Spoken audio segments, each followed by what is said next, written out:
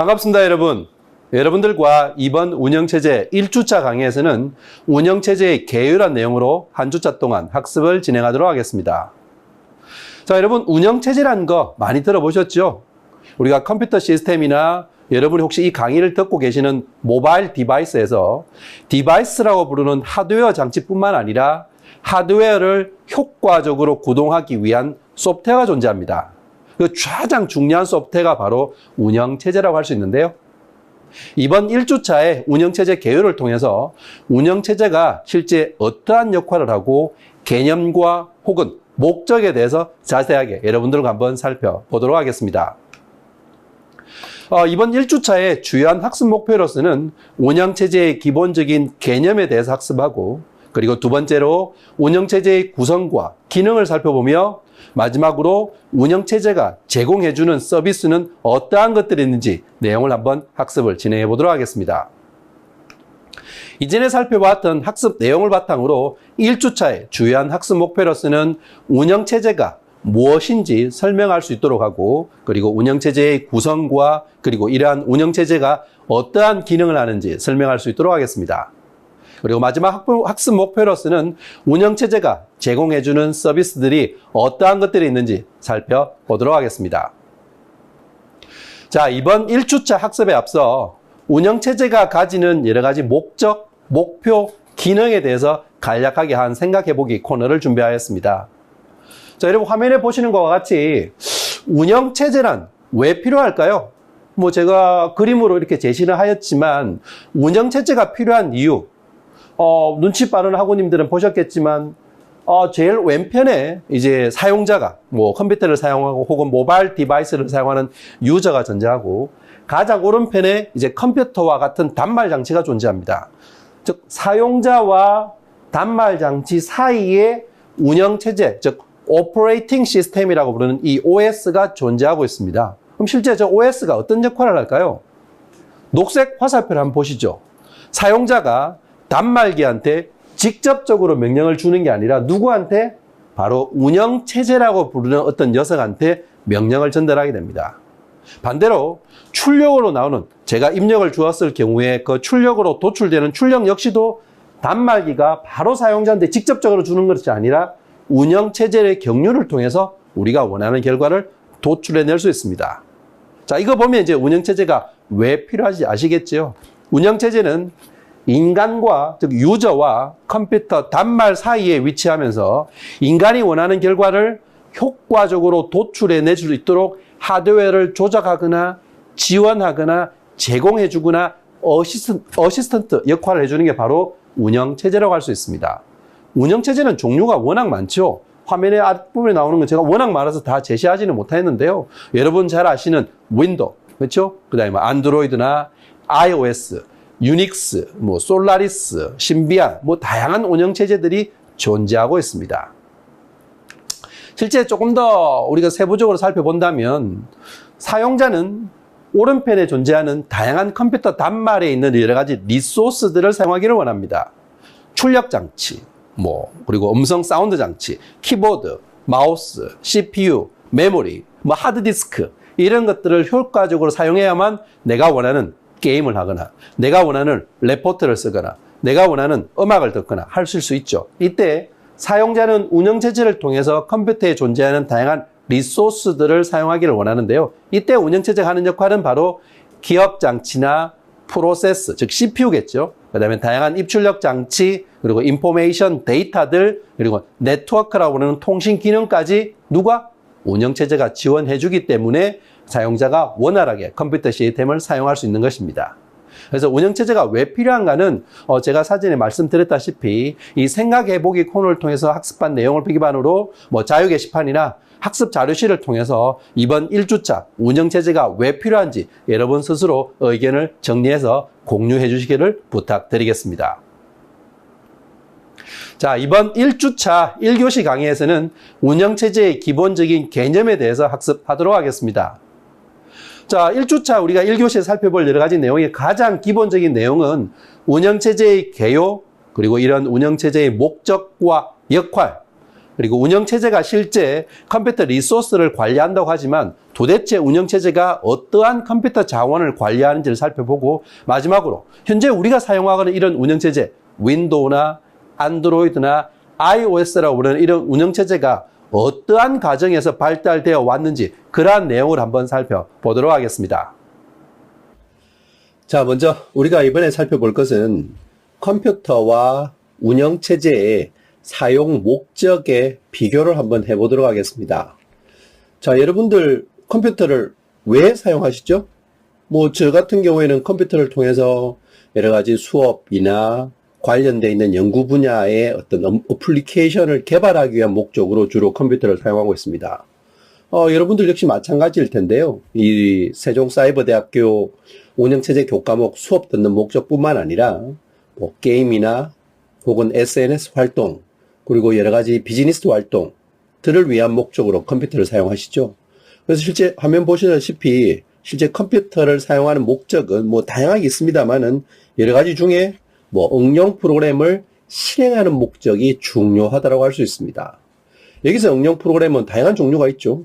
뭐 문서 작성이라든지 결제상거래, 공장 자동화뿐만 아니라 등등등의 종류인 다양한 어플리케이션들을 적절한 입력에 대한 그 출력을 제공해주는 작업을 목적으로 컴퓨터를 사용하고 있습니다. 왜냐하면 우리가 컴퓨터를 사용하는 목적은 사용자가 그렇죠? 컴퓨터한테 어떤 명령을 줌으로써 우리가 원하는 결과를 도출해낼 수 있게끔 유도하거나 요구하는 목적이죠. 그래서 사용자가 해야 될 일이 있음에도 불구하고 어떤 특정한 컴퓨터가 이해할 수 있는 언어 셋 혹은 데이터 셋 형태로 컴퓨터한테 전달해서 컴퓨터가 그걸 대신 계산해서 사용자한테 피드백을 주는 목적으로 우리가 컴퓨터를 사용하고 있습니다. 자, 그럼 이때 우리 초기에 이제 여러 가지 학습 개요를 통해서 살펴본 바와 같이 운영체제의 목적은 실제 운영체제는 이 사용자와 컴퓨터죠. 컴퓨터 사이에 매개체 역할을 하는 게 바로 운영체제라고 말씀드렸습니다.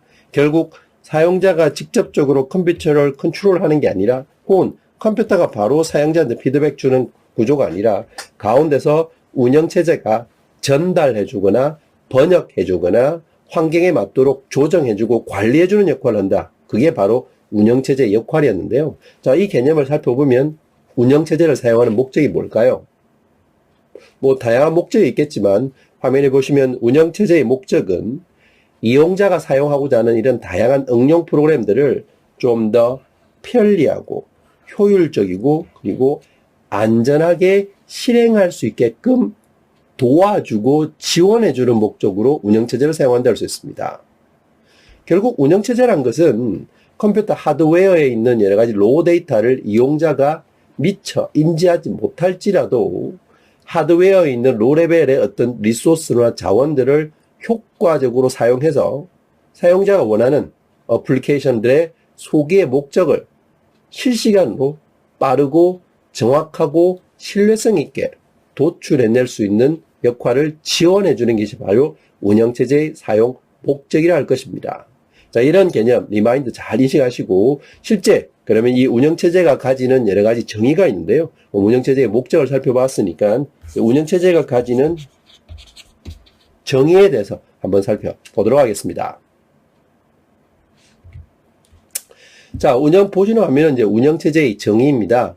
오퍼레이팅 시스템, 여러분이 사용하시는 윈도우라는 운영체제, 혹은 iOS라는 운영체제, 안드로이드라는 운영체제가 다르고 알고 계시죠? 이런 운영체제의 이제 정의를 조금 해본다면, 조금 뭐 사전적인 의미로 조금 디테일하게 정의를 해보는 것인데요. 먼저 운영체제는 컴퓨터 사용자와 컴퓨터 하드웨어 사이에 매개체 역할을 해주는 하나의 프로그램이다. 우리가 이전에 살펴봤던 운영체제의 목적과 동일하죠. 자, 이런 정의를 바탕으로 또한 응용 프로그램의 실행과 동작을 관리해주는 프로그램을 운영체제라고 부릅니다. 또한 이 운영체제의 정의로는 컴퓨터의 하드웨어를 관리해주는 프로그램을 운영체제랍니다. 결국 이 운영체제는 보시다시피 그냥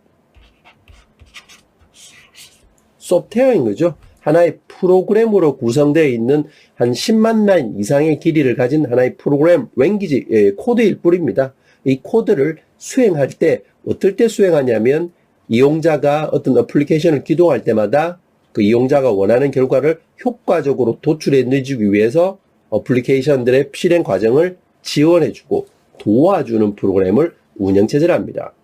결국 이 운영체제는 컴퓨터 시스템에서 아주 중요한 요소일 수밖에 없겠죠. 만약 여러분 운영체제가 없다면 어떤 일이 발생할까요? 여러분 스마트폰 볼까요? 스마트폰은 안드로이드 OS나 iOS라고 부르는 이런 운영체제가 사전에 정의되어져 있고 설치되어져 있기 때문에 하드웨어에 있는, 즉 스마트폰의 디바이스에 있는 뭐 지문 인식 장치라든지 카메라라든지 여러 가지 터치 패널의 작동 혹은 스피커의 작동을 여러분 로 데이터를 건들지 않더라도 운영체제인 안드로이드와 iOS가 다 제어해서 조작해주고 관리해주기 때문에 여러분은 그냥 카메라 어플리케이션, 뭐 카메라 뷰어 어플리케이션, 지문 패드 어플리케이션, 그렇죠? 뭐 스피커 어플리케이션을 그냥 사용하면 되는 겁니다. 그래서 운영체제가 존재하지 않는다면 실제 운영체제 전에 이런 모든 어플리케이션들이 어떻게 하드웨어를 직접적으로 조작할 수 있도록 다 만들어져야 되겠죠. 그러면 어플리케이션 자체가 상당히 사이즈가 길어지고 충돌이 날 수도 있습니다. 예를 들어서 여러분이 가지고 계신 뭐 스마트폰 디바이스가 있다 치고 디바이스에 스피커라고 부르는 어떤 이 부품이 있습니다. 그렇죠? 이 스피커란 부품을 가지고 효과적으로 소리를 내기 위해서 다양한 어플리케이션이 기동하고 있는데 다양한 어플리케이션이 다 모두 동시에 이 스피커라고 부르는 이 어떤 센서, 음향 장치를 다 사용하게 돼버리면 서로 다 스피커를 사용하게 되니까 문제가 발생하겠죠. 서로 다 어플리케이션이 빨리 기동되기를 원하니까 이용자한테 이 어플리케이션 잘 돌아가네, 이 어플리케이션 신속하게 결과를 내어주네라고 효과를 보여주기 위해서 다 살아남을 수 있는 가능성이 높기 때문에 어떻게 하든 리소스를 빨리 자원을 쟁탈하려고 노력할 것입니다. 그렇다 보면 이 4개의 어플리케이션에 다 스피커 센서를 다 이용하려고 하니까 결국에는 충돌이 발생해서 제대로 원하는 결과를 도출해낼 수 없겠죠. 누군가 교통 정리를 해줘야 됩니다. 이걸 사용자가 다 할 거냐? 불가능하죠. 어플리케이션 할 거냐? 어플리케이션마다 밴드사가 다 틀리기 때문에 불가능합니다. 결국에는 누구와? 중간에 모바일 디바이스나 스마트폰 디바이스, 뭐 휴대폰이나 PC라고 부르는 운영체 디바이스 내에 이런 운영체제라는 시스템이 관리하고 조율해주고 오가나이즈 해주는 그런 중재자 역할을 할 필요가 있다는 것입니다. 자, 이런 개념 여러분 이해하시고 그림을 한번 살펴보면 다음 보시는 그림같이 컴퓨터 시스템의 구성 요소 그림입니다. 어떻습니까? 뭐 간단하게 컴퓨터 시스템 구성 요소 그림으로 살펴보는 그림인데요. 실제 뭐 여러 가지 그림으로 구성되어 있죠. CPU가 이제 CPU가 어떤 작업을 수행하는 수행자일 뿐이니까, 그렇죠? 이 CPU가 있고, 그 다음에 다양한 하드 드라이브들, 뭐 하드 드라이브란 건 어떤 리소스가 될 거고, 그리고 어떤 작업을 수행할 때 필요한 램들 장치도 구성되어 있습니다. 지금 바로 이게 컴퓨터와 모바일 디바이스 개념인데요. 어떠세요, 여러분? 쫙 보시면 CPU가 하나의 어떤 작업자가 될 거고, 그렇죠? 이 CPU들이 실제 어떤 리소스라가 부르는 램이나 뭐 앞에 화면에 보이는 도구, 망치, 드라이버 이런 연장들을 가지고 어떤 장비를 가지고 있는 어떤 하드 드라이버에서 장치를 가지고 와서 선반에서 가지고 와서 내가 원하는 어떤 작업을 수행하는 거죠. 아마 이 CPU 작업자 같은 경우에는 어떤 건축가라는 개념을 딴 것 같아요. 자, 그 개념을 봐서 이제 우측편에 제 뒤쪽에 이제 배경이 나와 있는 그림인데요. CPU란 존재가 있고, 그렇죠? 이 CPU는 램으로부터 데이터를 가지고 들어옵니다. 데이터 결과를 다시 램으로 적재하거나 혹은 하드디스크로 적재하거나 램에 있는 데이터는 다시 하드디스크에서 적재하는 개념. 그래서 실제 이 개념 앞으로 계속 여러분 나오게 될 건데요. CPU가 어떤 작업을 수행하기 위해서는 하드디스크에 저장된 데이터를 램이라고 부르는 주기억 장치에 저장시켜 놓고 램에 있는 데이터를 CPU로 하나씩 갖고 오면서 어떤 작업을 수행하게 됩니다. 이제 계산 작업을 수행하게 되죠. 이게 일반적인 컴퓨터 처리 과정이라 할 수 있습니다. 자, 이게 이제 컴퓨터 시스템의 구성 요소를 살펴볼 것인데요. 먼저 구성 요소는 CPU, 그렇죠? 램, 하드디스크, 즉 보조 기억 장치 등등으로 다양한 구성 요소를 알아볼 수 있겠죠. 하나씩 살펴본다면 컴퓨터 시스템의 구성 요소입니다. 가장 첫 번째는 하드웨어이겠죠. 실제 소프트웨어만 존재가 될 일 아니잖아요. 하드웨어라고 부르는 어떤 디바이스 자체가 필요합니다. 그게 첫 번째 구성 요소입니다. 그래서 실제 이 하드웨어는 컴퓨터 시스템의 각각의 요소들이 되는데요. 대표적으로 CPU, 그 다음에 기억장치, 메모리, 보통 램이라고 부르는 기억장치, 다양한 입출력 장치, 키보드, 마우스, 스크린, 스피커, 다 이런 것들이 입력과 출력 장치에 속한다고 할 수 있죠. 그래서 컴퓨터 시스템을 이루는 하드웨어, 즉 물리적인 구성 요소를 이제 하드웨어라고 부릅니다. 자, 그리고 또 다른 컴퓨터 시스템의 구성 요소를 볼 것은 바로 운영체제죠. OS라고 부르는 오퍼레이팅 시스템입니다. 여러분이 지금 현재 사용하고 계시는 운영체제, 윈도우나 iOS나 안드로이드 운영체제가 바로 이런 운영체제죠. 그럼 윈도우 10, 윈도우 11, iOS, 그 다음에 유닉스, 리눅스, 다양한 운영체제가 존재하고 있는데요. 그냥 PC급, 서버급, 그 다음에 스마트폰 디바이스급, 다양한 운영체제를 나열해 볼 수 있습니다. 이 운영체제는 실제 다양한 응용 프로그램과 그리고 사용자의 요구에 따라서 컴퓨터 시스템이 구성되어 있는 물리적인 장치라고 부르는 하드웨어를 효과적으로 제어하는 데 사용하는 것이 바로 운영체제입니다. 그래서 DOS, 윈도우, 맥OS, 유닉스, 리눅스, 안드로이드, iOS 다 이런 것들이 다 대표적인 운영체제의 종류들이죠. 그래서 보시다시피 컴퓨터 시스템 구성 요소는 하드웨어, 그렇죠? 운영체제, 또 다른 시스템 구성 요소로는 이제 응용 프로그램들이 있습니다.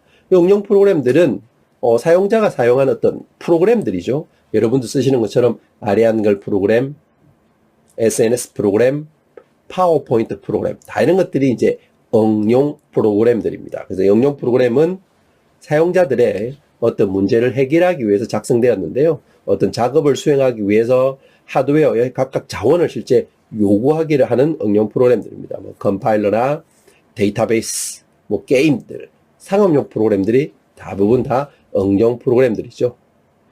그리고 이제 시스템 구성 요소로 빼놓을 수 없는 게 바로 인간입니다. 사용자죠. 하드웨어, 소프트웨어, 그리고 프로그램들이 있으면 이걸 다루는 이제 사용자도 하나의 컴퓨터 시스템 구성 요소로 들어갑니다. 이 사용자라는 것은 실제 컴퓨터를 사용하고 이용하는 그 주체가 바로 사용자라고 할 수 있습니다. 사람이나 기계나 혹은 다른 컴퓨터가 되는데요. 이 기계와 다른 컴퓨터가 어떻게 주체가 되냐면 근래에 들어서는 인공지능이라는 이런 존재가 많이 존재하죠. 요새 보니까 IoT뿐만 아니라 IoB 다양한 센서들로 존재하고 있던데요. 그만큼 실제 어떤 칩에 인간이 개입함 없이도 인공지능이라고 어떤 알고리즘을 넣어서 주변의 상황에 맞추러 그의 적절한 제어와 명령을 수행하게끔 하는 것들, 이런 것들도 하나의 컴퓨터를 이용하는 주체들이라고 볼 수 있습니다. 자, 이런 컴퓨터 시스템 구성 요소까지 우리가 살펴봤는데요. 그럼 실제 우리가 사용자와 어플리케이션과 운영체제와 하드웨어가 부르는 이런 그림, 플로우를 한번 그림을 한번 살펴보도록 하겠습니다. 자, 여러분 이제 앞에서 설명을 들었기 때문에 이제 컴퓨터 시스템의 구성 요소의 이런 하이라키컬 구조는 이제 충분히 이해할 수 있을 것입니다. 제일 위에 상위 단에는 바로 사용자가 위치하고 있죠. 그 다음 단에는 뭐예요? 여러분이 직접 쓰는 거.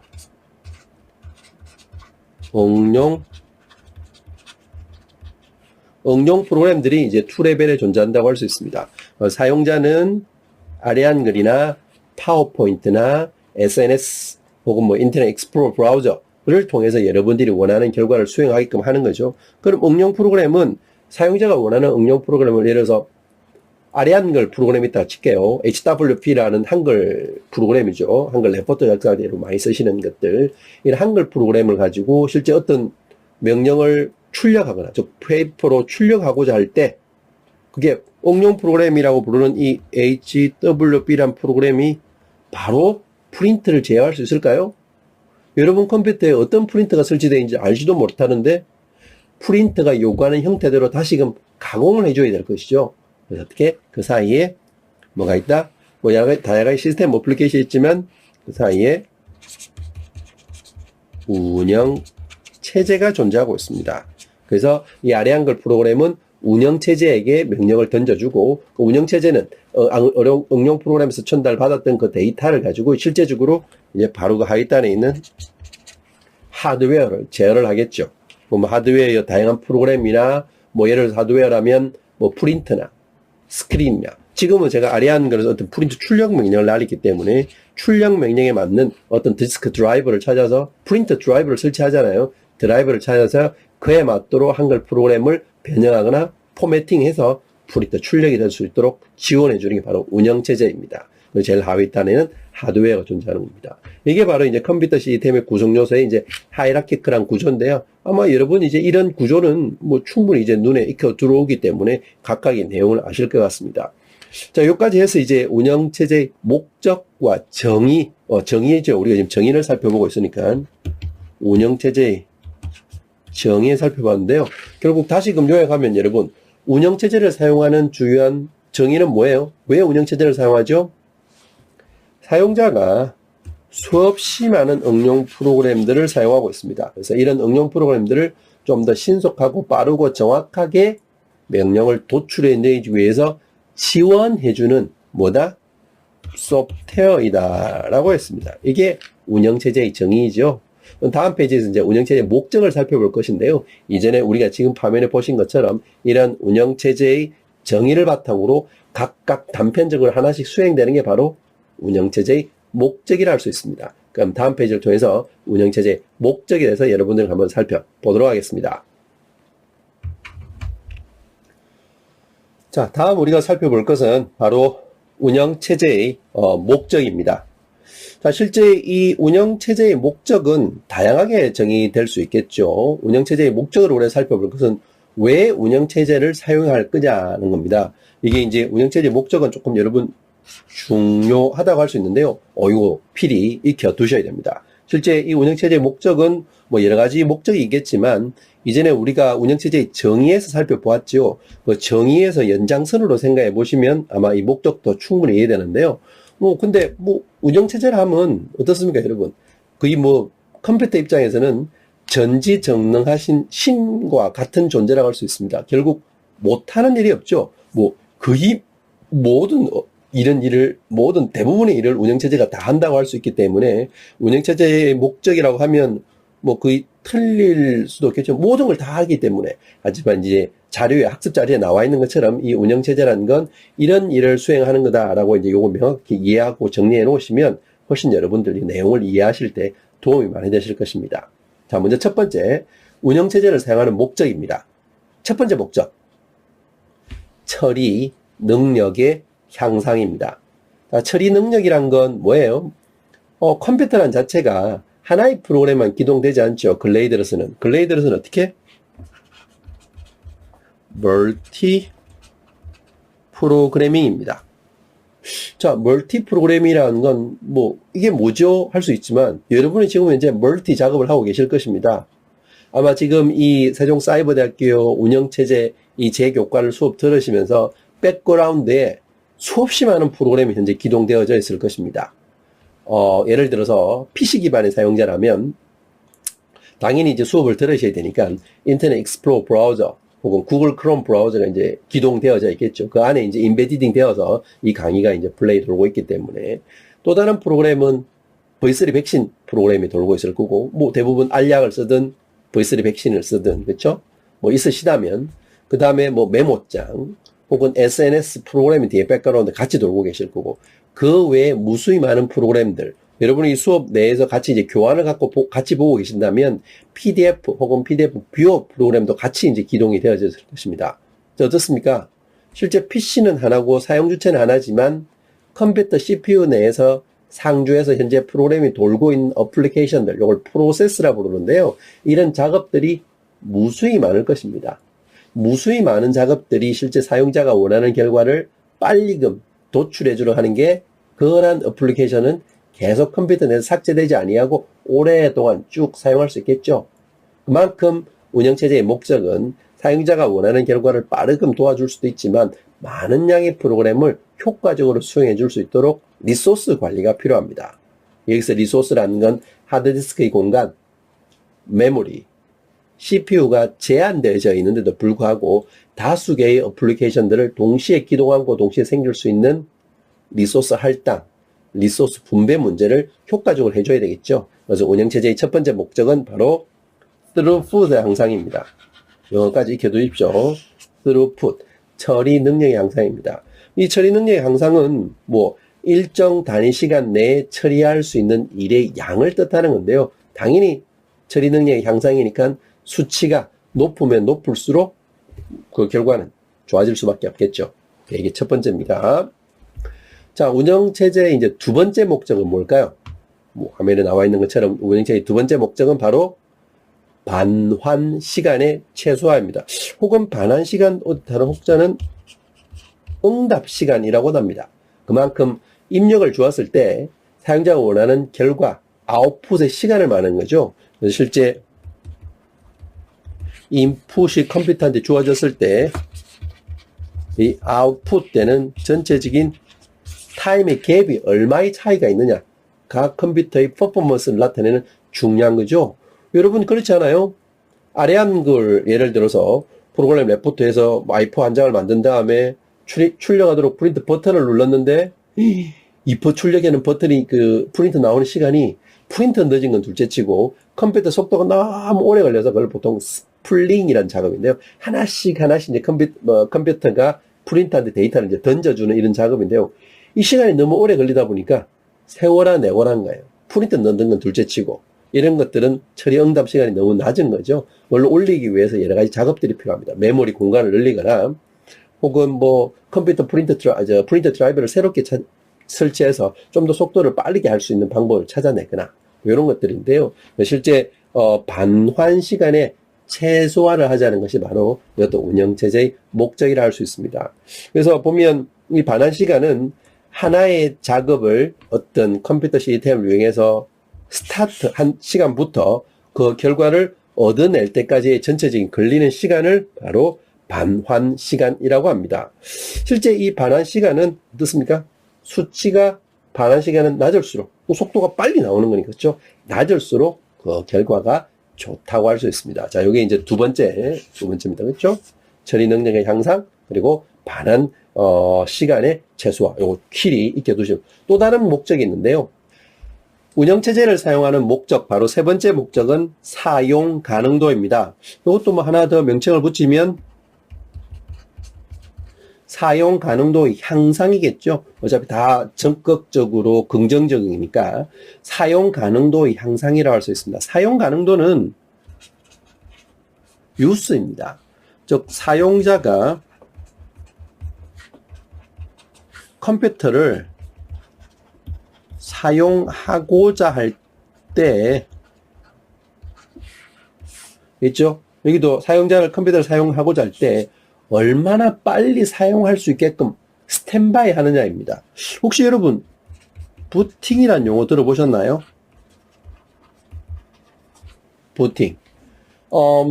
컴퓨터를 이제 끈 상태에서 윈도우 로고가 나와서 윈도우 로고 그 시그널이 들리죠? 띠링 하면서 윈도우 나오고 그 다음 단계에서 이제 실제 윈도우 아이콘 뭐 윈도우 10이든 윈도우 11이든 윈도우 7이든 이런 로고가 보인 다음에 아이콘이 보이는데요. 그걸 이제 GUI라고 합니다. 그래픽 유저 인터페이스. 그렇게 화면에 딱 보이죠? 실제 그때까지 작업을 이제 부팅이라고 부르는데요. 실제 컴퓨터 전원을 온 딱 하고 나면 그 다음에 이걸 뭐라고 볼까요? 코맨드 환경이라고 볼까요? 코맨드 환경은 검은색 화면 있죠? 까만색 화면에서 이제 아직 그래픽 되어있거든요.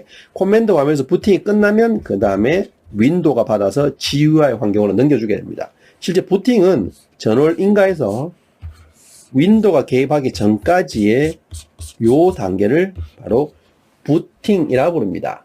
그래서 이건 운영체제가 도와주는 건 아니고 컴퓨터 내부에 컴퓨터를 실행하면서 사용자가 컴퓨터를 사용할 준비가 되어 있는지를 확인하기 위한 어떤 베이직 인풋 아웃풋 시스템이라고 하는 어떤 칩 안에 들어있는 명령을 한번 실행하는 겁니다.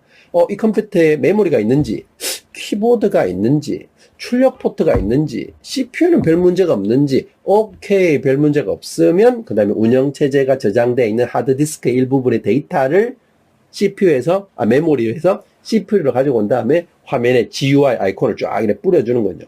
그렇죠? 그래서 실제 운영체제는 이 부팅이 끝난 다음에 GUI 환경으로 진입한 후 얼마나 빠르게 사용자가 컴퓨터를 사용할 수 있게끔 스탠바이 해주는 거냐. 그것도 운영체제의 중요한 목적이라 할 수 있습니다. 자, availability라고 부르는 세 번째 목적. 자, 그리고 운영체제의 이제 또 다른 네 번째 목적은 바로 신뢰도, 신뢰성의 향상입니다. 당연히죠. 여러분 컴퓨터 쓸 때, 만약에 컴퓨터가, 제대로 된 명령을 안 내주고 혹시 틀리거나 정확하지 않는 명령을 낸다? 혹은 정확하지 않는 결과를 준다? 그럼 컴퓨터를 사용할 의미가 없겠죠. 그래서 신뢰도 향상은 시스템이 주어진 문제를 얼마나 정확하게 해결할 수 있는지 나타내는 것을 바로 신뢰도라고 부르는데요. 이게 바로 운영체제의 목적이라고 할 수 있습니다. 그래서 운영체제의 목적 네 가지, 다시 이전 페이지를 한번 돌아가면요. 먼저, 처리 능력의 향상. 두 번째, 반환 시간의 최소화. 세 번째, 사용 가능도의 향상. 그리고 네 번째, 신뢰도의 향상까지. 자, 이거 여러분 익혀 두셔야 되는데요. 한글 용어뿐만 아니라 영어 약자들 있죠. availability, reliability, throughput, turnaround time. 이 영어 약자까지도 필히 익혀 두시기를 당부드리겠습니다. 자, 여기까지 해서 운영체제의 목적이고요. 다음 주는 이제 운영체제의 역할에 대해서 한번 살펴보도록 하겠습니다. 자, 운영체제가 수행하는 역할입니다. 실제, 오퍼레이팅 시스템이, 제가 초기에 말씀드렸다시피 거의 김반장처럼 모든 업무를 다 이제 관장하는 것인데요. 그 중에 이제 몇 가지만 추려낸다면 이게 아주 중요한 내용들입니다. 먼저 첫 번째, 부팅이라는 과정 수행합니다. 부팅이라는 과정. 그걸 개입하는 거죠. 실제 초창기 부팅은 운영체제가 한다기보다는 바이오스라고 부르는 녀석이 먼저 하는데요. 어쨌든 이 바이오스 이후에 GUI 환경까지 오기 위해서는 하드디스크에 저장되어 있는 데이터를, 자, 이게 왜 제가 이야기 드렸냐면 앞으로 계속 이야기 나올 거예요, 여러분. 자, 사각형이 생긴 CPU입니다. 그렇죠? CPU가 수행되기 위해서는 메모리라고, 램이라고 부르는 데이터 공간이 있습니다. 부품 소자들입니다. 컴퓨터 내부에 들어가는 소자 있고, 그 다음 요렇게 생긴 게 HDD, 하드디스크입니다. 요즘은 이제 SSD라고 메모리 타입으로 디스크를 많이 쓰고 있는데요. 뭐냐, 하드디스크를 할게요.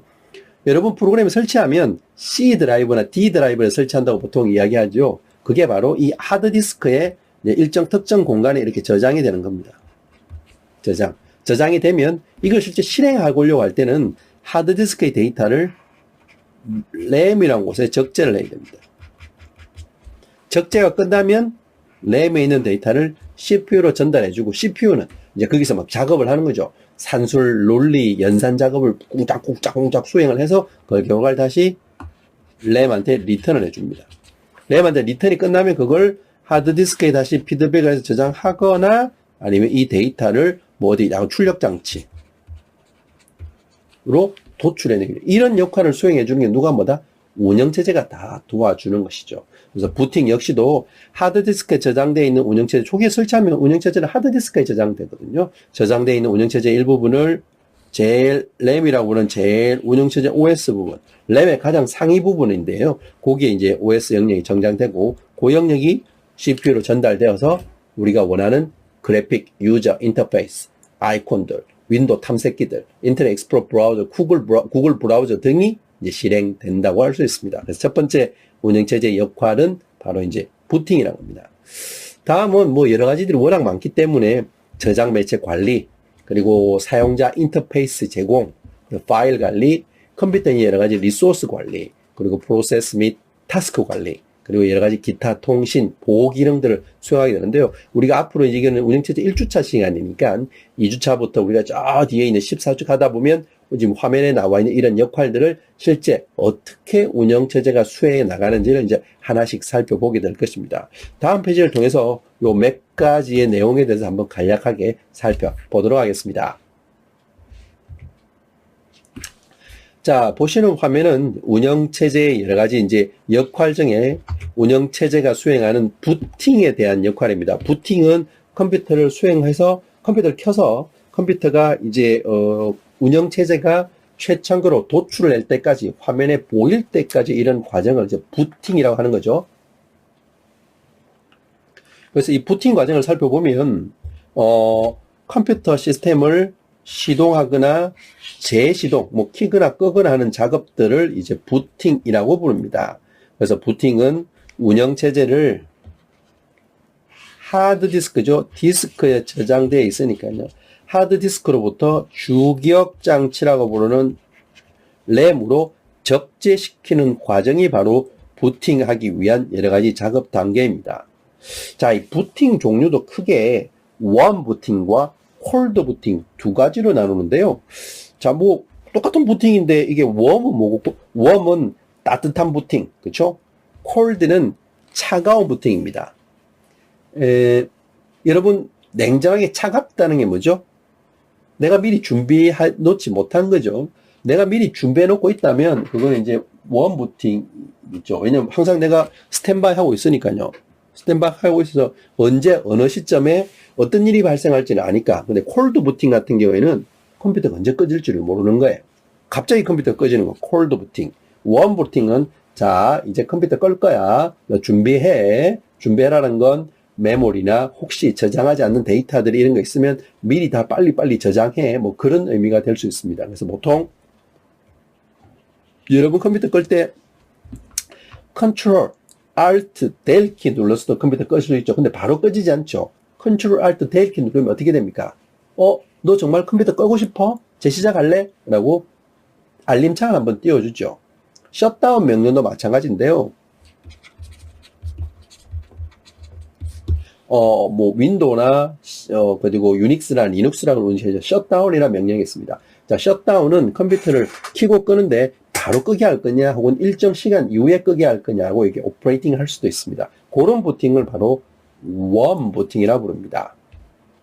그럼 콜드 부팅은 그냥 묻지도 따지도 않고 그냥 꾹 전기를 눌러버리는 거죠. 그래서 여기 뭐 조그마한 글자들이 있는데요. 웜 부팅은 컴퓨터 시스템의 전원을 직접적으로 인가하지 아니하고 컴퓨터 시스템을 처음부터 다시 시작하는 작업을 이제 웜 부팅을 한다.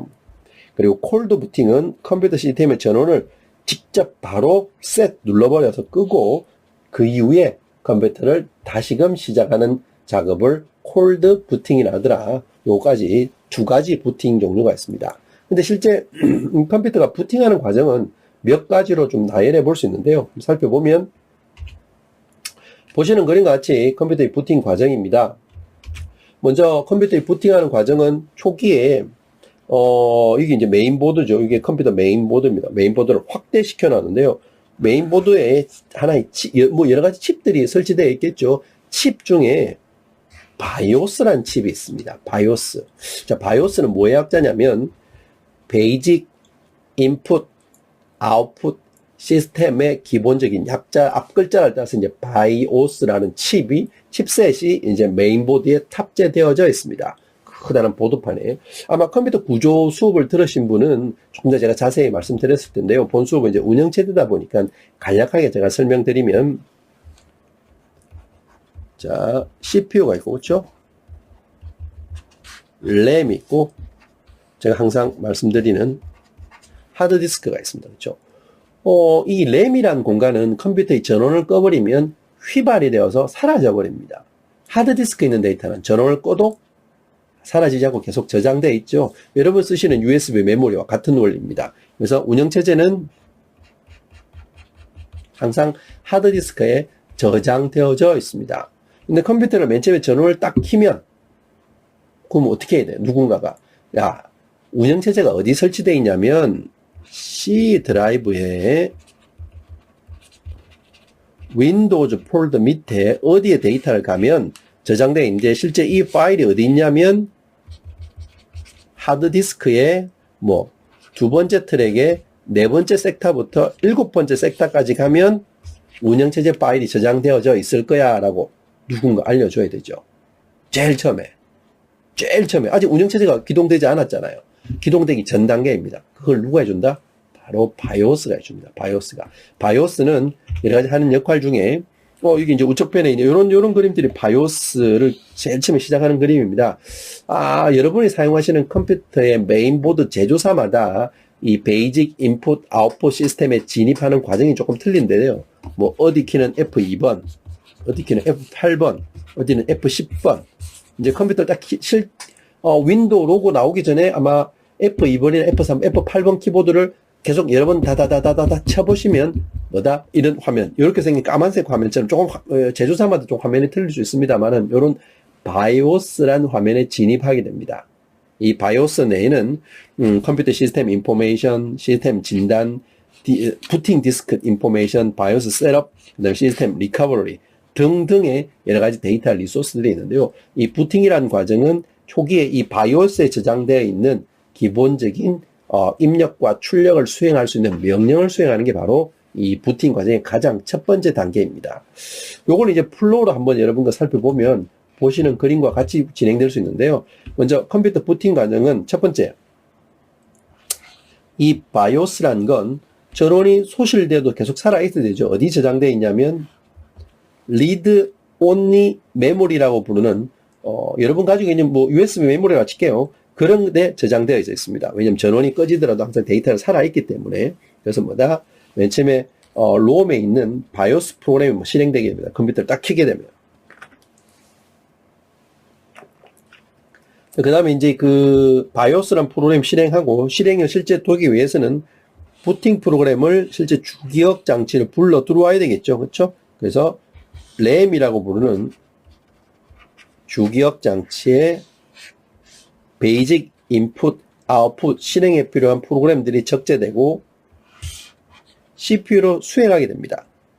그럼 이 바이오스가 뭘 가르쳐 주냐면 우리 하드디스크에 운영체제가 어디 설치되어 있냐면 운영체제가 어디 설치되어 있다고 알려주고 그럼 실제 보조기억 장치 하드디스크에 저장되어 있는 그 운영체제를 바로 램이라고 공공원의 주기억 장치에 적재하고 적재된 이 데이터를 실제 프로그램을 CPU로 전달해서 실행하는 것까지가 부팅이라고 할 수 있습니다. 이렇게 실행되면 이제 윈도우라면 윈도우 로고 화면에 여러 가지 아이콘들과 메뉴바가 다 이렇게 보이는 환경이 되는 것들이 바로 GUI 환경으로 셋업 되는 과정을 나타내는 게 바로 운영체제의 주요한 역할입니다. 자, 다음 운영체제의 역할이 바로 저장 매체 관리라고 볼 수 있었죠. 운영체제가 데이터를 저장할 때 효율적으로 관리해주는 역할을 하는데요. 왜 효율적으로 관리가 필요하냐면 아래 화면에 보시는 건 하드디스크의 일반적인 구조의 형태입니다. 자, 여러분 LP판 혹시 음악 들어보신 분 계세요? LP판은 동그란 원판의 검은색입니다. 그 검은색에 이게 밭 고랑처럼 골이 나 있는데요. 거기에 1010101010 정보를 써서 실제 데이터 음악을 출력할 수 있는 건데요. 하드디스크 구조 똑같은 원리로 되어 있습니다. 하드디스크는 동그란 이 원판에 트랙이라는 공간이 있고 트랙을 다시 피자 나누지 섹타로 나누었습니다. 그렇죠? 섹타로 나누은 다음에 그다음에 똑같은 데이터가 있는 영역을 이제 클러스터라고 부르는데요. 어쨌든 이 하드디스크 내부에 데이터가 저장되게 되고 데이터가 실질적으로 저장될 때는 어떻습니까? 여기서 뭐 똑같은 색깔로 표시될 수 있지만 어떤 데이터를 썼다가 지우고 하면 데이터가 끊어질 수 있겠죠. 그래서 파일 allocation table이라고 실제 어떤 파일은 실제 파일 B가 있는 곳은 실제 B에 1에 있는 게 아니라 1번, 8번, 3번, 14번, 28번이라고 부르는 인덱스 번호에 이 세트가 파일 B라는 겁니다.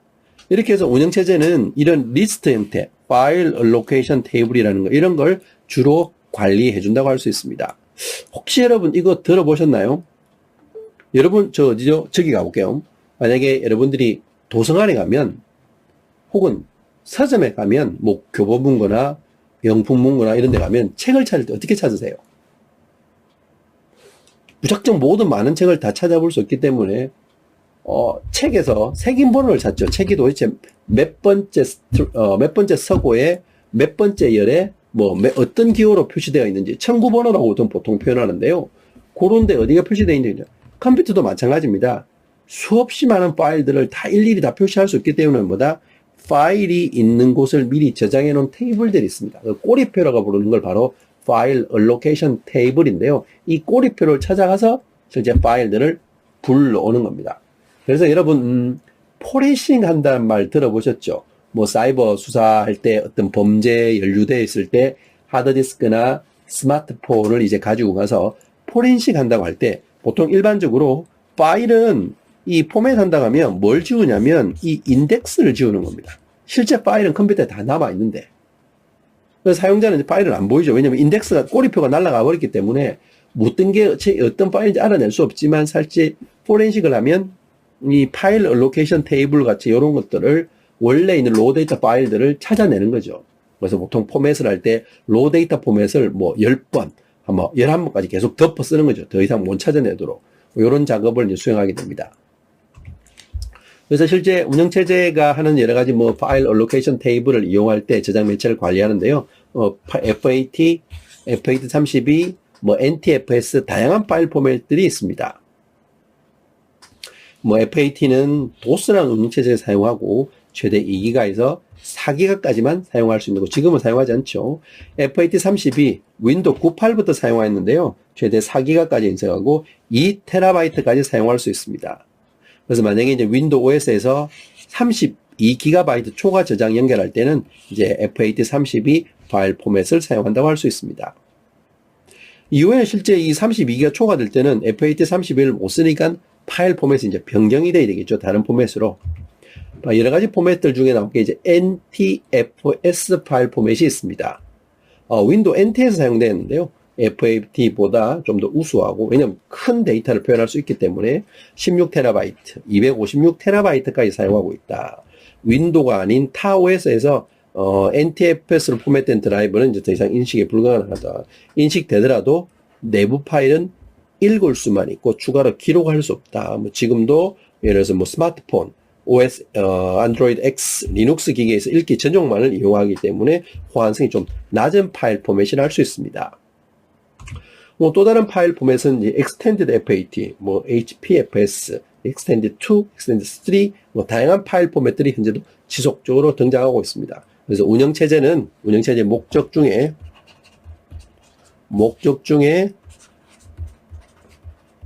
저장 매체 관리 기능이 있더라. 저장 매체는 어떠한 저장되는 파일들을 어디다가 저장할 건지, 관리는 어떻게 할 건지, 삭제는 어떻게 할 건지, 연결은 어떻게 할 건지, 이런 것들을 다 운영체제가 처리해주고 관리해준다는 의미입니다. 또 다른 운영체제의 역할은 바로 이제 사용자 인터페이스 제공인데요. GUI, CUI 이런 기능이 바로 운영체제가 수행해 주는 겁니다. CUI는 보시는 것처럼 Character User Interface입니다. 도스나 유닉스처럼 검은색 화면에 캐릭터만 직접 타이핑 쳐서 쓰는 명령어들. GUI는 그래픽이죠. 대부분 운영체제들은 이제 다 그래픽 유저 인터페이스 제공해 주는데요. 이거 역시도 운영체제가 제공해 준다고 할 수 있습니다. 이런 사용자 인터페이스는 또다시 NUI라고 Neutral User Interface처럼 좀 더 사용자에게 친화적인 인터페이스도 제공하고 있습니다. 터치 유저 인터페이스인데요. 오른쪽에 보시는 건 대표적인 영화 개념이죠. 이게 마이너리티 리포트의 한 장면입니다. 탐 크루즈가 그렇죠? 데이터 글로브라고 보는 어떤 장비를 써서 실제 어떤 컴퓨터 인터페이스를 주는 거죠. 실제 요즘은 저런 장비를 쓰지 않더라도 제스처 인식 혹은 음성 인식을 하거나 혹은 뇌파를 인식해서 컴퓨터한테 직접적으로 명령을 제어하거나 전달해주는 그런 기능도 존재하고 있습니다. 운영체제의 또 다른 역할로서는 바로 이제 컴퓨터 자원 관리의 역할인데요. 운영체제가 가장 중심 요소라고 볼 수 있는 게 이제 가장 중심에 있는 게 슈퍼바이저 혹은 커널이라는 부분이 있습니다. 가장 운영체제의 코어가 되는 부분인데요. 이렇게 컴퓨터 자원을 효율적으로 관리하는 것 역시도 운영체제의 역할입니다. 실제 CPU나 메모리나 여러 가지 디바이스가 이 OS 내에 포함되어 있는 이 커널을 통해서 어플리케이션과 커뮤니케이션 한다는 것이죠. 만약 운영체제가 없는 컴퓨터라면 모든 응용 프로그램들이 하드웨어를 직접 다 컨트롤해야 되지만 운영체제가 있기 때문에 응용 프로그램은 윈도우용 응용 프로그램이 있다면 하드웨어를 직접적으로 커뮤니케이션 할 수 있죠. 그래서 여러분 보면 어떤 어플리케이션 만들 때 어떻게 해요? 두 가지로 만들죠. 윈도우전과 iOS요. 두 가지 만드는 이유가 바로 이런 용도입니다. 어플리케이션 하나 만들 때 어떤 특정한 어플리케이션의 운영체제만 한다면 그 운영체제의 타겟에 맞도록만 만들어주면 그 다음 하드웨어를 컨트롤하는 일은 운영체제가 표준 API 형태를 가지고 있기 때문에 그 형태에 맞도록 데이터만 던져주면 운영체제가 다 처리한다고 할 수 있죠. 운영체제 역할 파일 관리 우리 앞에서 찾아봤죠. FAT를 통한 파일을 관리하는데요. 새 이름 부여, 백업, 파일, 복사, 파일 주기 이런 역할을 수행하게 되고 또 다른 운영체제 역할로서는 이제 프로세스 및 태스크 관리입니다. 프로세스는 이제 CPU죠. CPU, 태스크는 작업이라고 할 수 있습니다. 그래서 운영체제의 역할로서는 CPU가 여러 작업을 지속적으로 수행하기 때문에 효과적으로 제어하는 역할 그리고 작업 역할 역시 마찬가지로 어떤 작업을 수행할 때 언제 작업을 끝낼 건지 어떤 리소스를 제공해 줄 건지 이런 것들을 바로 운영체제가 수행하는 역할입니다. 이제 프로세스는 수행 중 하나의 프로그램을 말하고 타스크는 이제 프로세스 내에 아주 작은 하나의 작업 단위라고 볼 수 있습니다. 그래서 실제 이 프로세스는 멜론, LOA, 카카오톡이라는 어떤 작업들이 존재하고 이 작업을 수행하기 위해서는 CPU로 작업이 전달되어야 되겠죠. 그래서 실제 멜론이라는 작업이 레지스트로 전달되면 멜론이라는 작업이 OS를 통해서 멜론 타스크, LOA 타스크, 카카오톡 타스크처럼 어떤 작업들이 생성된다고 할 수 있습니다. 그 외에 운영체제 하는 역할들입니다. 수없이 많은데요. 인터페이스 정의.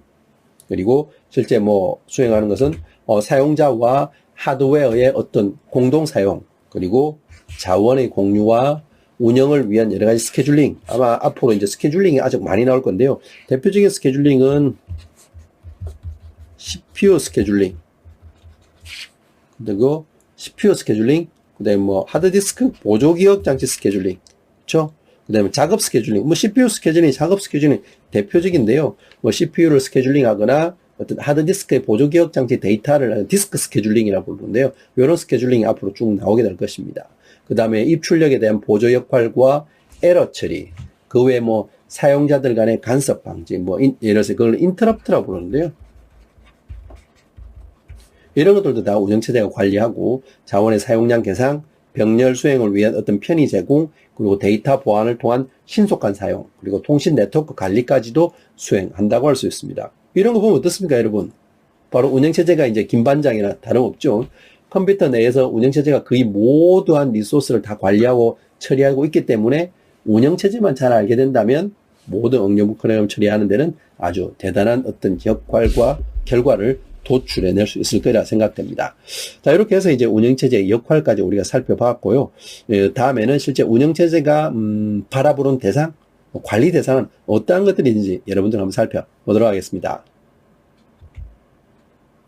자, 다음은 운영체제가 관리하는 관리 대상입니다. 실제 이 운영체제가 관리하는 대상은 가장 첫 번째로 중앙처리장치, 그리고 기억장치, 입출력 장치, 그리고 파일이나 데이터 정보겠죠. 바로 그 이유는 컴퓨터 시스템 구성 요소 마찬가지잖아요. 그렇죠? 구성 주체가 되니까요.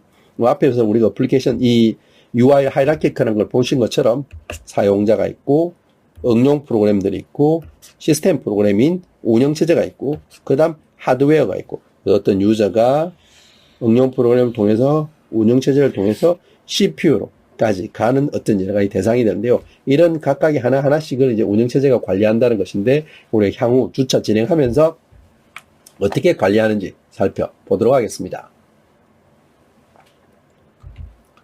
보시는 것은 이제 운영체제가 발전되어지는 발달 과정입니다. 실제 이 운영체제의 발달 과정이라고 하면 대표적으로 컴퓨터의 발달 과정을 빼놓을 수 있는데요. 첫 번째는 진공관, 이렇게 생긴 진공관 소자가 등장했죠. 다음은 트랜지스터라는 소자가 등장하였습니다. 이렇게 생긴 트랜지스터가 소자에서 컴퓨터의 부품 사이즈가 확 줄어들었는데요. 이때 이제 일괄 처리, 뭐 이런 운영체제, 초기에는 운영체제가 없었지만 그 다음 등장한 게 일괄 처리 운영체제라고 볼 수 있습니다. 다음 3세대 들어서 이제 등장한 게 바로 IC 기억장치인데요. 이렇게 생겼습니다. IC 칩은. 이때는 조금 더 이제 컴퓨터 이 안에 여러 개의 트랜지스터가 같이 들어가 있는 거죠. 여러 개의 트랜지스터가. 훨씬 더 컴퓨터가 소형됐죠.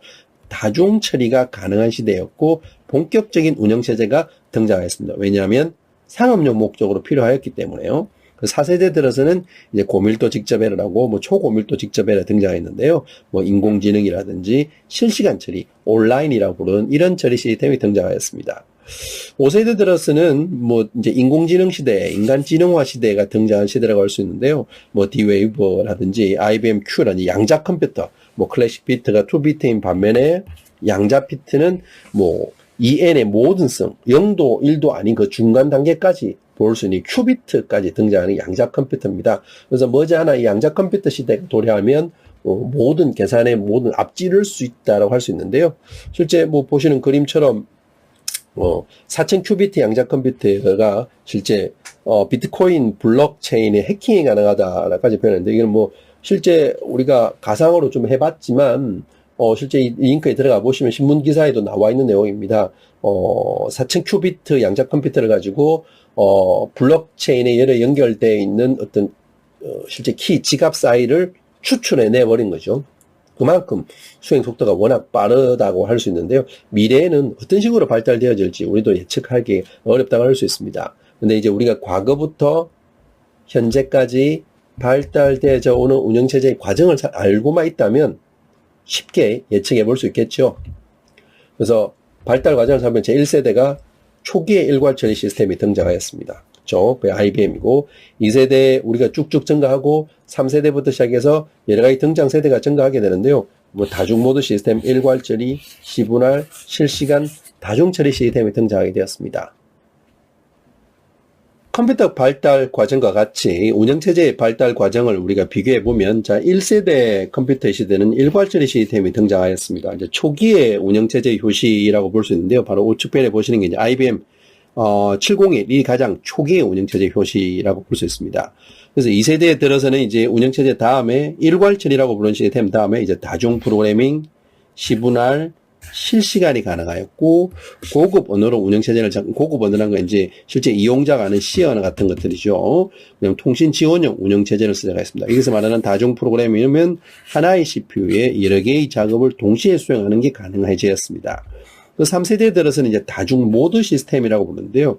이때 이제 IBM 360 유닉스 OX가 등장하였습니다.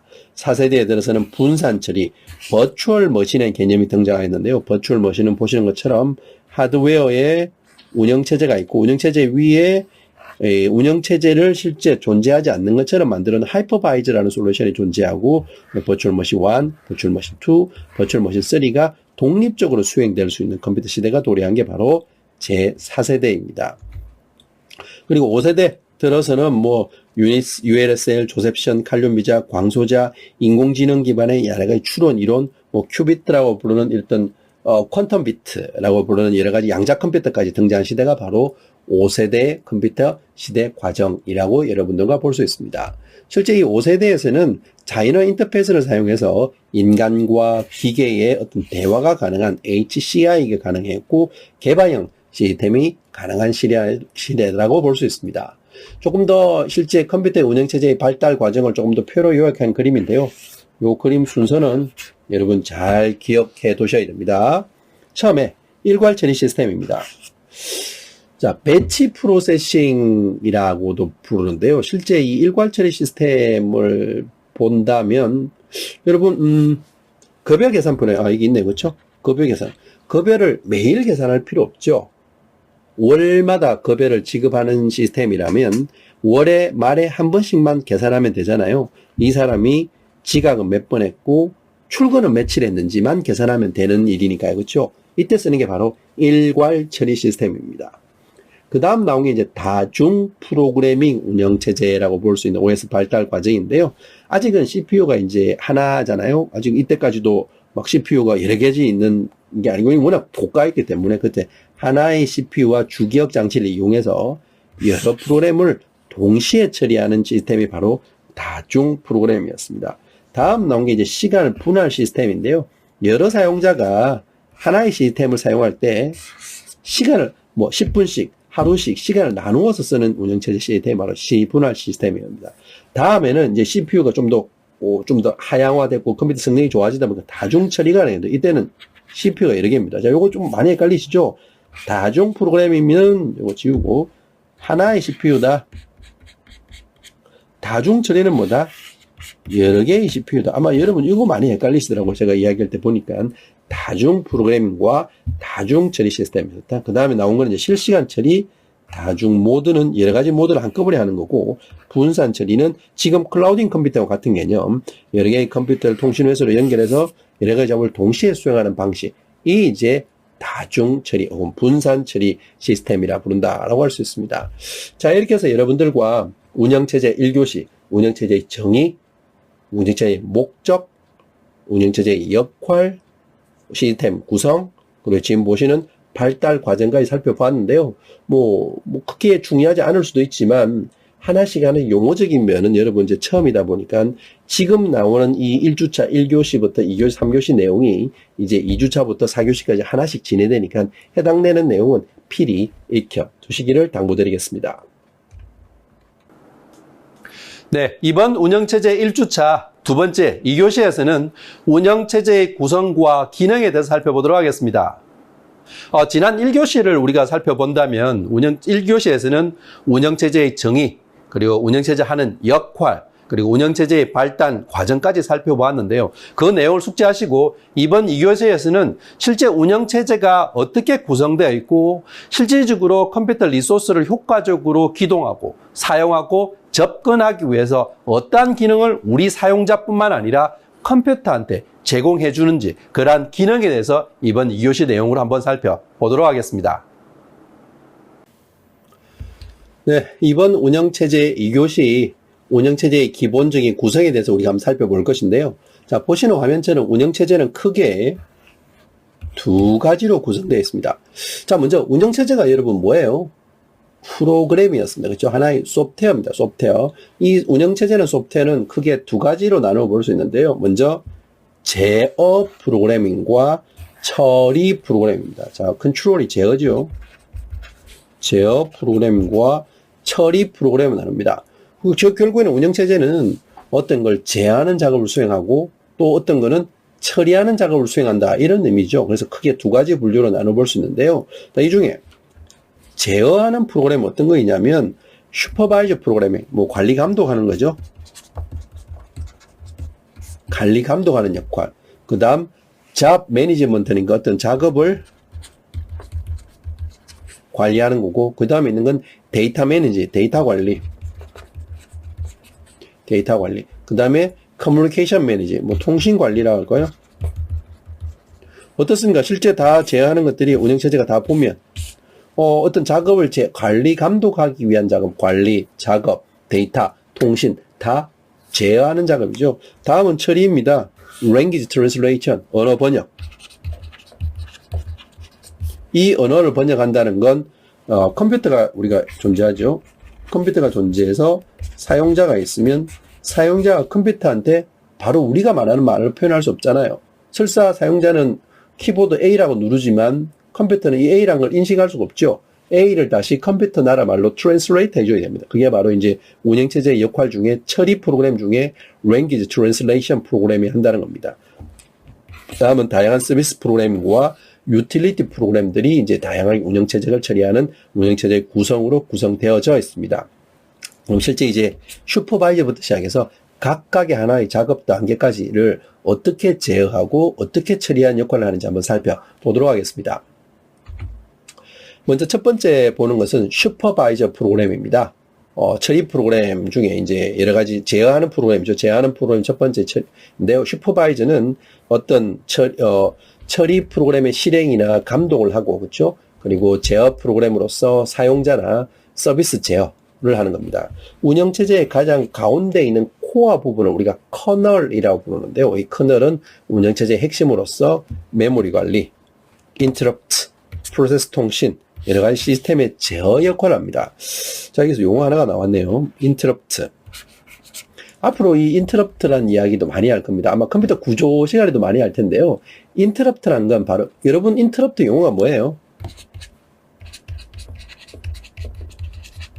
끼어들다, 뭐 가로채다, 뭐 이런 의미일까요? 아마 interrupt라는 의미 자체가 지금 여러분들이 운영체제 1주차 2교시 수업을 듣고 계시는데요. 아마 뭐 혹시 직장인이라면 직장에서 수업을 듣기가 곤란하니까 퇴근 후에 이제 집에서 이 강의를 듣는다면 아마 지금 시간이 저녁 시간으로 가정을 둔다면 저녁 식사 시간대일 거예요. 수업을 듣고 있는데 집에 계신 집에 부모님이나 혹은 집에 있는 여러 가지 식구가, 가족이 여러분들 식사를 하라고 이제 요구를 하는 거예요. 그러면 실제 갈등이 생기죠. 운영체제 강의 2교시를 다 듣고 갈지, 아니면 그냥 식사 후에 강의를 듣게 될지, 즉, 학업 중에 수업을 듣는 중에 누군가가 식사를 하라고 인터럽트를 걸은 거예요. 그런 것들이 인터럽트입니다. 컴퓨터에는 무수히 많은 인터럽트가 지속적으로 발생합니다. 마우스 클릭 이벤트, 키보드 클릭 이벤트, 백그라운드 프로그램 이벤트, 데이터 통신 이벤트, 메신저 이벤트, 다양한 이벤트가 발생하죠. 그래서 운영체제가 효과적으로 이 연속적인 이벤트를 관리해 주는 게 필요하다는 겁니다.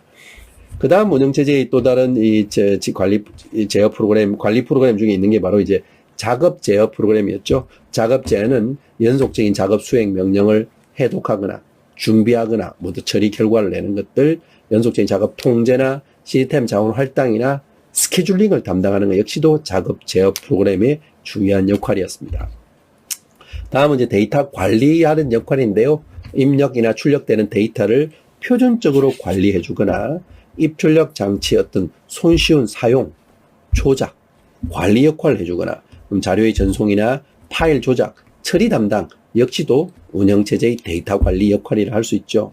다음은 통신관리 프로그램으로서 중앙처리 장치와 주변 장치 간의 통신을 제어하거나 외부 통신망 제어하는 것들도 일제 운영체제의 첫 번째의 관리 프로그램 중에 하나라고 볼 수 있습니다. 제어 프로그램이죠.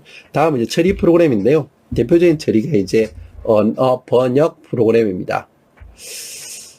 이전에 말씀드렸다시피 사용자가 컴퓨터한테 어떤 명령을 처리해줘. 스피커 출력을 해주세요. A4 레포트를 프린트 해주세요. 혹은 터치 스크린으로 터치를 했을 때 어떤 명령을 버튼을 눌렀으니까 그 액션을 수행하게 해주세요. 이런 터치 액션, 모든 액션들이 다 뭐다? 이벤트들입니다. 이벤트들. 근데 사용자가 컴퓨터한테 직접적으로 바로 명령을 줄 수가 없습니다. 준다면 좋죠. 컴퓨터는 어떤 나라 세상이죠? 이진수 세상입니다. 그래서 0, 1, 1, 0, 1, 0, 1, 0, 1, 1, 0 어떤 이런 비트 스트링으로 명령이 들어가야만, 비트라고 부르는 정보 형태의 명령이 들어가야만 컴퓨터는 그걸 명령을 가지고 산술, 논리, 연산을 수행해서 원하는 결과를 수행하게 될 텐데요. 근데 인간이 어떤 명령을 자체를 이런 비트 스트링으로 이해하기는 정말 어려운 일이잖아요. 그걸 누가 해주냐면 바로 언어 번역 프로그램이 해준다는 겁니다. 대표적인 언어 번역 프로그램이 이제 컴파일러, 어셈블러, 인터프리터라는 대표적인 언어 번역 프로그램이 있다. 각각 역할들이 있습니다. 역할. 아마 다음 주차에 쭉 나오게 될 텐데요. 그것도 중요한 내용이니까 익혀두시기를 부탁드리겠습니다. 또 다른 처리 프로그램, 이제 서비스 프로그램. 대표적인 여러 가지 서비스 프로그램, 이제 연계, 매크로, 로드, 정렬, 병합 등 대표적인 처리 프로그램입니다. 그 다음에 있는 건 유틸리티 프로그램인데요. 유틸리티는 다양한 게 유틸리티라고 부르죠. 다른 매체를 이동하거나 오류를 찾아내는 데 쓰거나 다른 매체의 변환이나 디버깅이나 텍스트 에디터 하는 것도 다 대표적인 유틸리티 프로그램입니다. 자, 이런 것들은 어떻습니까? 대부분 다 처리 프로그램이죠. 다시 OS는 크게 두 가지로 나눌 수 있죠. 관리와 처리. 두 개로 나눈다 했죠. 관리는 제어라고 할까요? 제어와 처리로 두 가지로 나눌 수 있는 프로그램이 있다. 제어에는 여러 가지 제어하고 처리에는 여러 가지 제어하는 프로그램이 있더라. 요거 여러분들 이렇게 우리가 마인드맵처럼 그림으로 그릴 수 있어야 됩니다. 이 정도까지 구성으로 살펴보도록 하겠습니다. 실제 이제 다음 페이지는 실제 운영체제가 수행하는 기능에 대해서 한번 살펴보도록 하겠습니다. 자, 운영체제가 수행하는 기능입니다. 기능은 운영체제가 바라보는 관점에 따라서 조금까지 달라볼 수 있는데요. 첫 번째 관점은 자원 관리자 관점의 기능과 프로세스 관점의 기능과 그리고 계층 구조적인 관점에 따라서 운영체제 기능을 좀 달리 볼 수 있습니다. 그럼 하나씩 우리가 비교해보면서 이게 관리자의 관점에 따라서 혹은 여러 가지 운영체제 기능에 따라서 어떻게 이 기능을 나누어 볼 수 있는지 하나씩 살펴보도록 하겠습니다. 자, 먼저 첫 번째 우리가 볼 것은 자원 관리자 관점입니다. 자원 관리자 관점에서의 운영체제는 운영체제를 하드웨어의 자원에 대한 관리와 운영자로 보는 것입니다. 그래서 OS가 CPU나 램이나 하드디스크나 뭐 인풋 혹은 아웃풋한 이런 다양한 하드웨어들을 관리하는 운영자 관점에서 보는 것이죠. 그럼 실제 운영체제가 해야 될 것은 이런 하드웨어 자원들의 현재 상태나 어떤 데이터를 기억하고 있는 장치의 스테이터스를 기억해야 되겠죠. 또한 어떤 CPU가 언제 어떤 자원을 얼마만큼 취하할 것인가 하는 정책을 수립해야 됩니다. CPU를 누가 얼마큼 쓸 건지, 메모리를 얼마큼 쓸 건지, 하드디스크를 얼마나 쓸 건지, 키보드는 얼마나 쓸 건지를 하고 그에 대한 운영체제 자원을 할당하고 자원 할당이 다 끝나면 자원을 회수해주는 역할을 바로 운영체제가 수행하는 것이죠. 이해하시죠?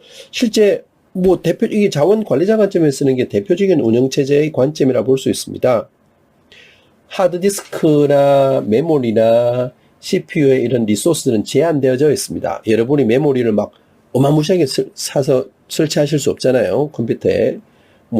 CPU도 1개, 2개, 3개, 100개까지 설치할 수도 없잖아요. 제한된 자원을 어떻게 하면 효과적으로 여러 프로그램에게 공정하게 나누어져서 원하는 작업을 신속하게 수행할 수 있게끔 할 것인가? 그게 바로 운영체제죠. 신속하게 자원을 할당하였으면 어떻게 다시금 그 자원을 회수할 것인가? 도 중요한 자원 관리자 관점에서의 운영체제의 기능이라 할 수 있습니다.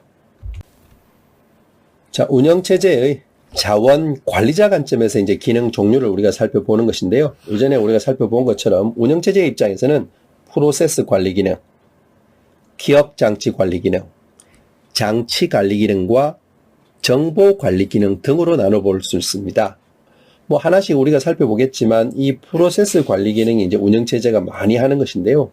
바로 프로세스는 CPU의 작업을 할당하는 것이죠. 왜냐? CPU는 하나지만 프로세스 1, 2, 3, 4 이 프로세스를 쓰고 싶어하는 자원들은 무수히 많이 현재 대기하고 있습니다. 빨리 실행하기를 원하니까요. 그럼 운영체제는 이 많은 프로세스 중에 누구를 CPU로 할당해 줄 것인가? 중요한 관점이겠죠. 자원을 관리하는 관점.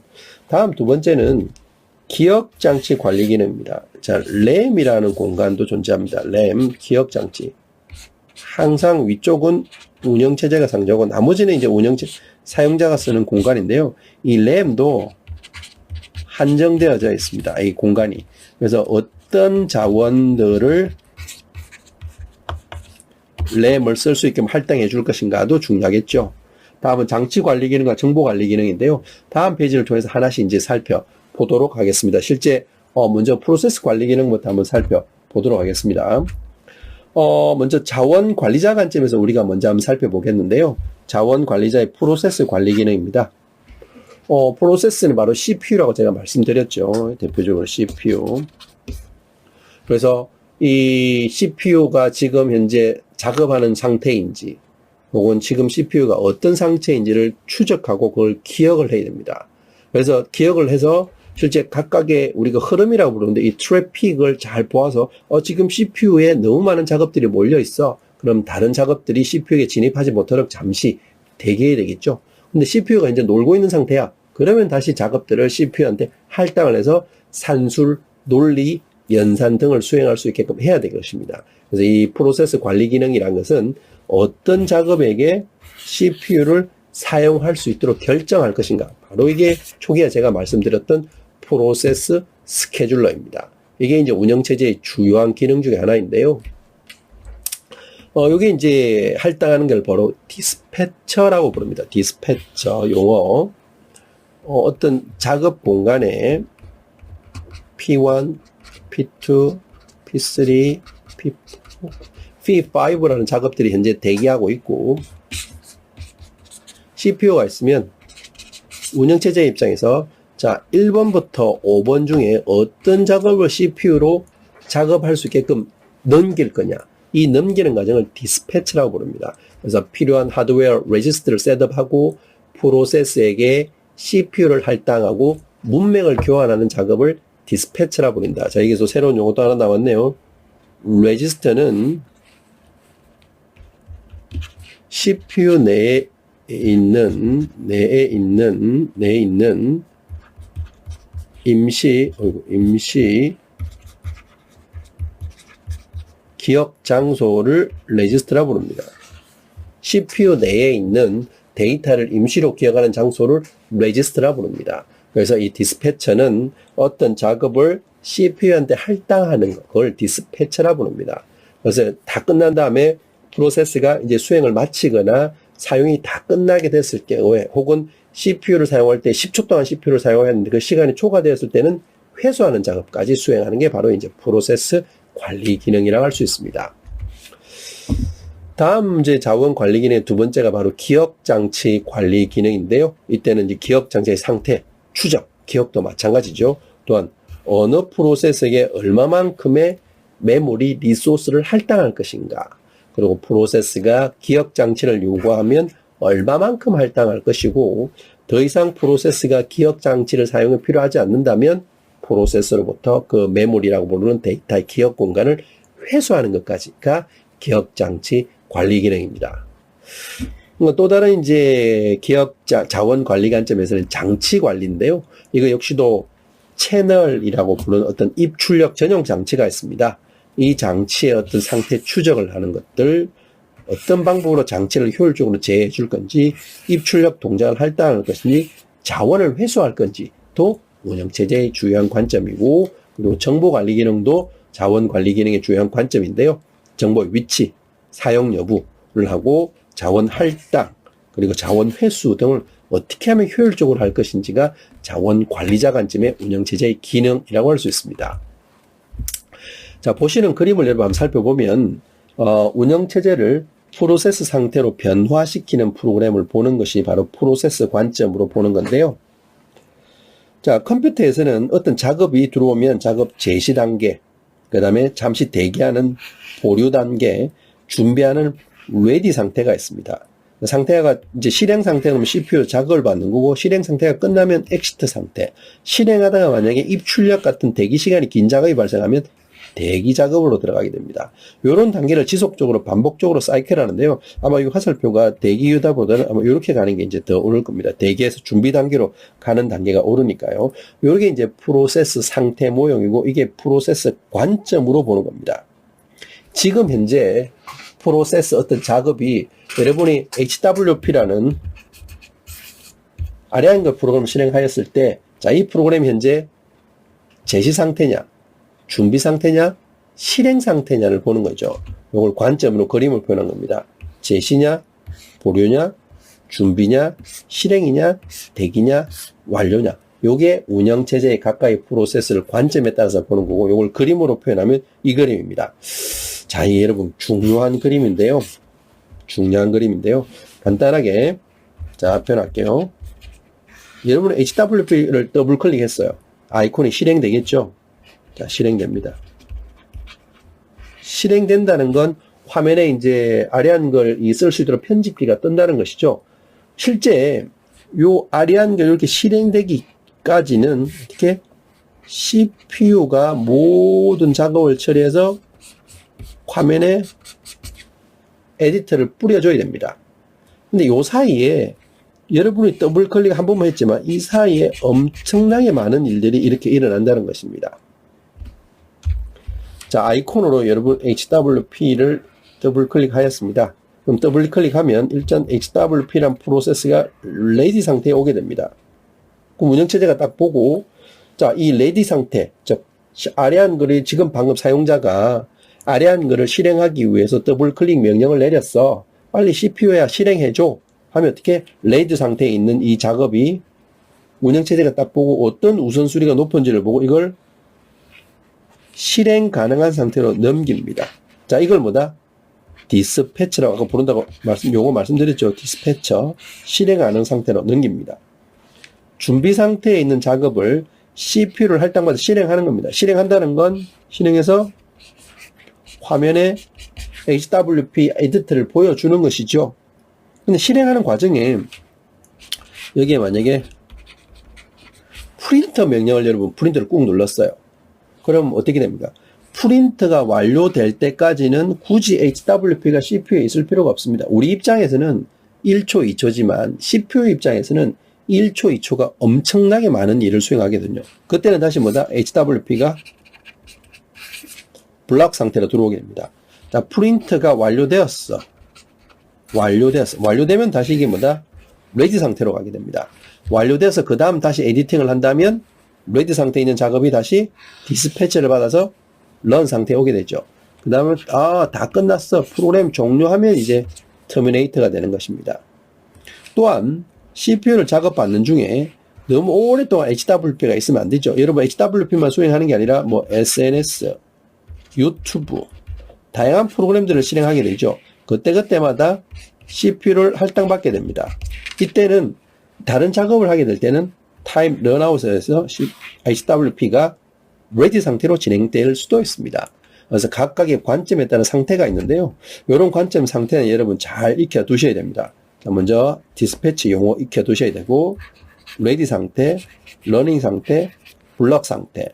러닝 상태에 있다가 너무 오랜 시간 동안 CPU를 잡고 있으면 혼자만 일할 수는 없잖아요. 멀티 프로그램이다 보니까 타임 아웃에 의해서 레디 상태 가는 게 있더라.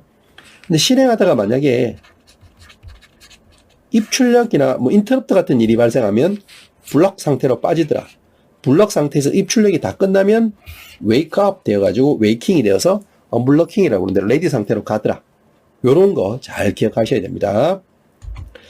자, 제시 상태, 보류 상태, 준비 상태, 제시된 상태고, 잠시 스탠바이 하는 상태고, 실행 가능한 상태죠. 자, 이런 상태를 잘 여러분 이제 익혀 두셔야 됩니다. 다음은 이제 실행 상태, 대기 상태, 완료 상태. 실행하는 상태고, 입출력 같은 경우면 대기 상태로 빠지게 되고, 다 끝나면 완료 상태가 되더라. 자, 이게 프로세스 관점에서 바라본 거죠. 운영체제의 기능입니다.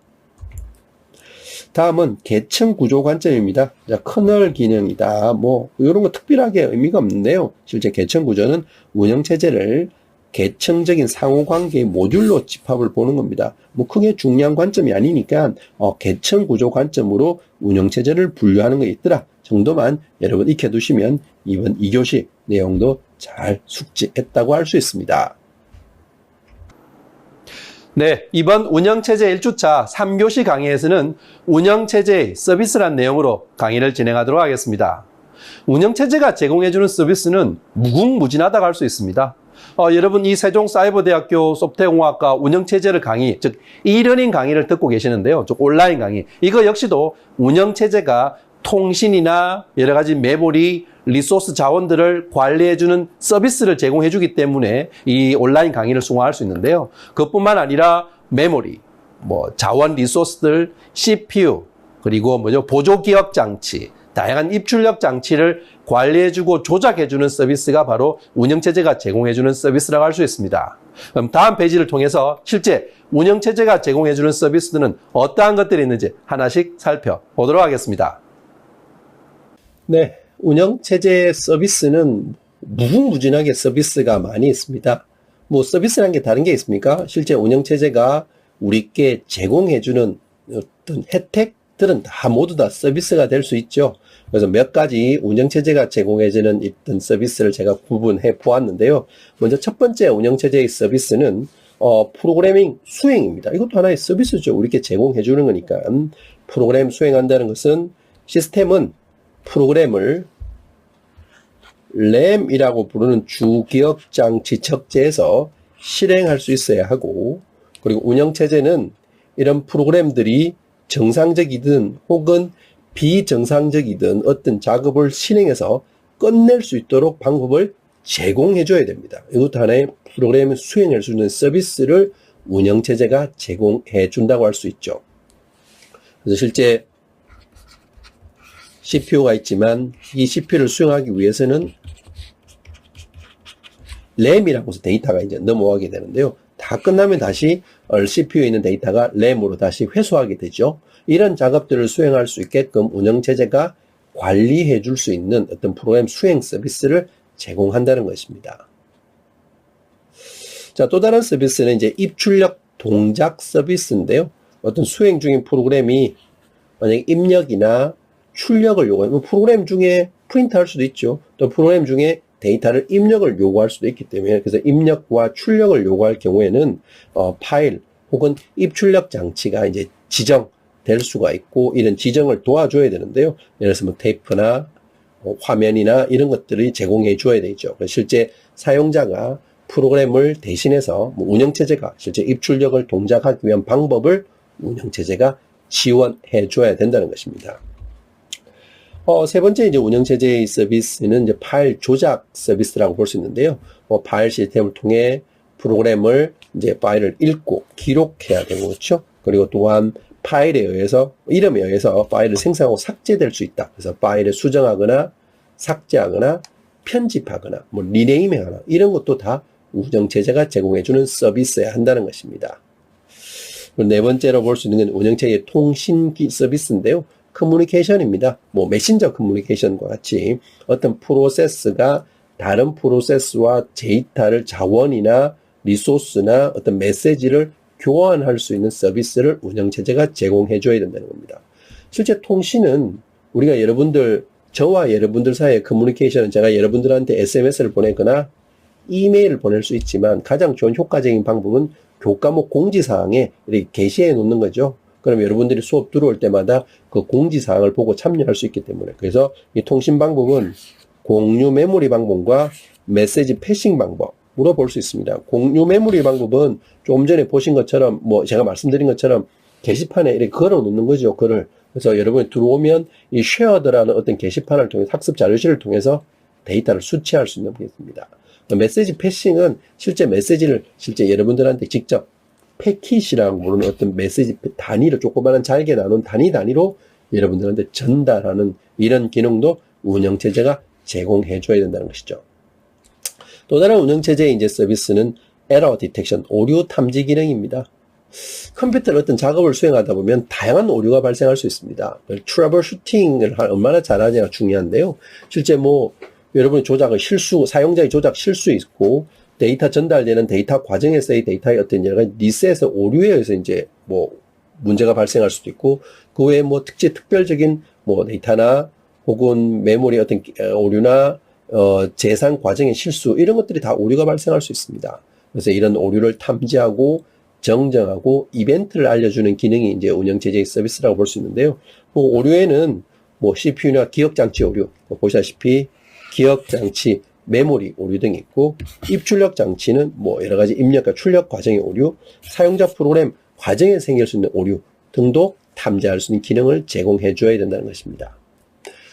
그리고 마지막 여러 가지 서비스들 중에 이제 자원 할당, 계정, 그리고 보호라고 부르는 서비스가 있는데요.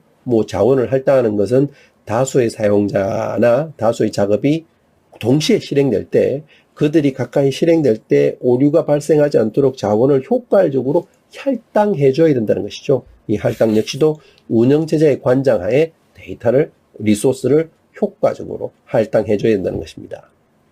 또 다른 운영체제 서비스는 이제 계정 서비스인데요. 시스템 관리자는 어떤 사용자가 얼마나 어느 종류의 컴퓨터 자원을, 리소스를 사용하고 있는지를 통계, 수집, 기록, 보관해야 된다는 것이고, 마지막 서비스로는 보호 서비스가 있습니다. 자, 이 보호 서비스는 실제 보호는 시스템 호출을 위해서 전달되는 매개 변수의 타당성을 위해서 시스템 자원에 대한 모든 조건을 보장해 주는 걸 포함하는 것을 보호 서비스라고 할 수 있습니다. 그 외에 운영체제의 서비스는 뭐 워낙 많이 존재하고 많이 있는데요. 실제 각각의 서비스에 대해서는 뭐 여러분들이 모두 다 운영체제가 제공해 주는 것들이 다 서비스 범주에 들어간다고 할 수 있습니다. 자, 이렇게 해서 운영체제의 3교시 나와 있는 운영체제의 서비스 종류들에 대해서도 여러분들과 간략하게 살펴보았습니다. 네, 여러분들과 지금까지 운영체제 1주차, 운영체제의 계율한 내용으로 한 주차 동안 강의를 진행하였습니다. 자, 그럼 이번 주차 여러분들과 학습했던 내용을 간략하게 정리해 보도록 하겠습니다. 먼저 우리가 첫 번째 배웠던 내용이 바로 운영체제의 개념이었습니다. 도대체 운영체제란 뭔가였죠? 자, 이 운영체제는 컴퓨터 그림으로 여러분 이해하시면 훨씬 더 편하실 텐데요. 컴퓨터 사용자와 그리고 컴퓨터 하드웨어 사이에 운영체제가 위치하고 이 운영체제는 사용자뿐만 아니라 컴퓨터 하드웨어의 매개체 역할을 하는 프로그램을 운영체제라고 불렀습니다. 또한 이 운영체제는 응용 프로그램의 실행이나 여러 가지 동작 등을 관리해주는 프로그램을 운영체제라고 부르고 역시 마찬가지로 컴퓨터에 다양한 하드웨어들이 있는데요. 이런 하드웨어를 효율적으로 관리해주는 프로그램을 운영체제라고 부를 수 있었습니다. 자, 이러한 개념을 이해하시고 두 번째 우리가 학습했던 내용은 바로 운영체제의 목적입니다. 그러면 컴퓨터가 사용자한테 바로 직접적으로 명령을 주면 되는 일이지 왜 중간에 운영체제라는 녀석을 두어서 경유하게 만듦으로써 뭐 시간 지연이나 딜레이가 오히려 발생하지 않을까 싶은데요. 바로 운영체제가 가지는 목적이 조금 전에 제가 말씀드린 그런 한계점을 극복하고자 위해서 도출되었습니다. 운영체제의 첫 번째 목적은 처리 능력의 향상입니다. 스로풋이라고 부르는데요. 좀 더 컴퓨터의 퍼포먼스를 올리기 위해서 운영체제가 존재하는 것입니다. 두 번째 목적은 반환 시간의 최소화입니다. 여기서 말하는 반환 시간이란 건 사용자가 컴퓨터한테 명령을 주었을 경우에 해당되는 명령을 처리해서 결과로 피드백이 오겠죠. 그게 바로 반환 시간이라고 부릅니다. 사용자 입장에서는 키보드 A를 누르자마자 바로 화면에 A라고 디스플레이 되어야 되겠죠. 이런 반환 시간을 최소화시킬 수 있도록 도와주는 게 바로 운영체제의 목적이라 할 수 있습니다. 세 번째 목적은 운영체제의 즉 컴퓨터의 사용 가능도의 향상입니다. 극대화라고 볼 수 있죠. 그 다음 마지막 목적은 컴퓨터의 신뢰도 향상도 운영체제의 목적이라고 할 수 있습니다. 자, 여러분 목적 4가지 잘 기억하셔야 됩니다. 자, 다음 정리하기 했던 내용은 바로 운영체제의 역할인데요. 운영체제가 하는 역할은 무궁무진하게 많습니다. 우리가 알지 못해서 컴퓨터 기동 혹은 여러분 스마트폰이나 모바일 디바이스를 컴퓨터의 전원을 넣음과 동시에 끌 때까지 모든 액션들을 운영체제가 도와주는데요. 부팅, 저장 매체 관리, 사용자 인터페이스, 컴퓨터의 여러 가지 리소스 자원 관리, 파일 관리, 작업이나 프로세스 관리 등이 운영체제의 역할입니다. 그럼 운영체제는 어떻게 구성되어 있을까요? 바로 운영체제는 제어 프로그램과 처리 프로그램으로 크게 구성할 수 있고 제어 프로그램은 감시라든지 작업 제어, 데이터 관리, 통신 등을 관리하는 프로그램들입니다. 처리 프로그램은 언어 번역부터 서비스, 유틸리티 프로그램들이 대표적인 운영체제의 처리 프로그램이라 할 수 있었습니다. 자, 1주차 마지막 학습했던 내용인데요. 바로 운영체제가 제공해주는 서비스입니다.